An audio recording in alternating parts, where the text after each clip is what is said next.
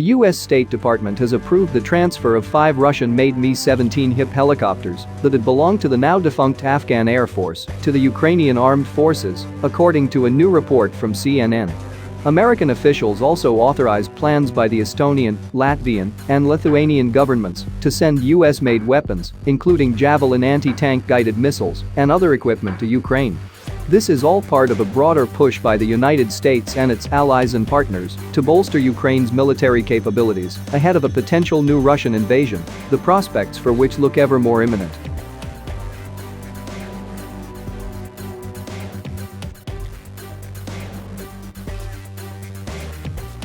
President Joe Biden's administration has been reportedly considering sending some ex-Afghan Mi-17s to Ukraine, which already operates HIP helicopter variants, for months now. Last November, the war zone was the first to report that the U.S. military was starting to relocate a number of ex-Afghan aircraft of various types to the U.S. Air Force's boneyard at Davis-Monthan Air Force Base. As of December 9, 2021, Air Force Material Command said that there were 7 Mi-17s, as well as 17 MD-530F Little Bird armed light helicopters at the boneyard.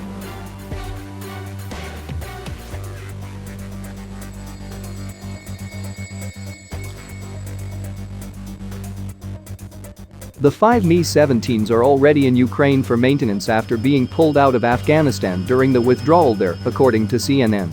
It's not clear whether these ex-Afghan Mi-17s include any of the ones that had been moved to the boneyard in Arizona or were helicopters taken from stocks at other locations. A number of HIPs and other Afghan Air Force aircraft escaped to other countries as the Taliban took over last August, while others were reportedly in other countries undergoing deep maintenance.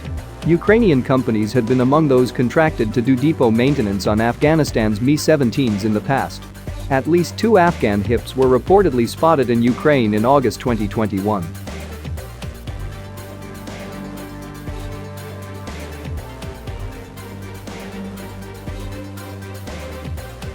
It is also important to note that, while the State Department has now approved the transfer, there are still additional steps to complete before the helicopters can be formally transferred to the Ukrainian military.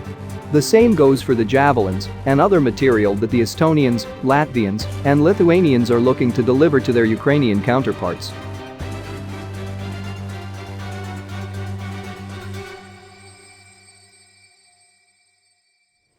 European allies have what they need to move forward on additional security assistance from Ukraine in the coming days and weeks, a State Department spokesperson told CNN. We are in close touch with our Ukrainian partners and our NATO allies on this, as well as utilizing all available security cooperation tools available to us, including expediting authorized transfers of U.S. origin equipment from other allies and partners via our third-party transfer process and excess defense articles from inventories, among other mechanisms.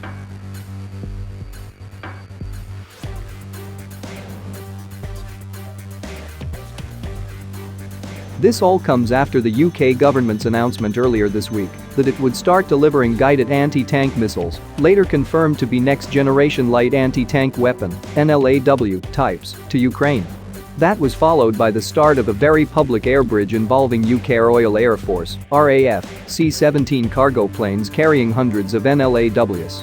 A British advisory team will also train Ukrainian troops on how to use them.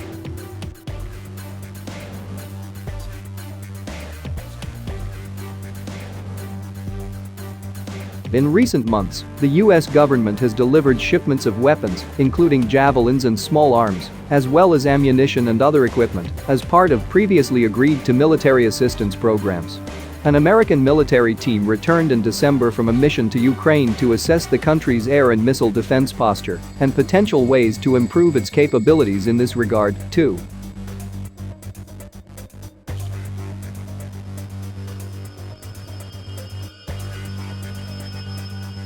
The Ukrainians will undoubtedly see the 5 Mi-17s as a welcome addition to this other assistance, giving the country's armed forces additional capacity to move personnel and supplies around the battlefield during any future contingency, as well as recover casualties. These helicopters can be configured to act as gunships armed with anti-tank missiles, unguided rockets, and gun pods, as well. At the same time, this is a relatively small number of aircraft though the US government could move to transfer additional ex-Afghan Mi-17s, as well as some of the MD-530FS in the future. Regardless, there do not appear to be enough of the former Afghan helicopters available to have any significant impact in offsetting Russia's advantages in both the size and capabilities of its aircraft fleets, something the war zone has previously explored in detail.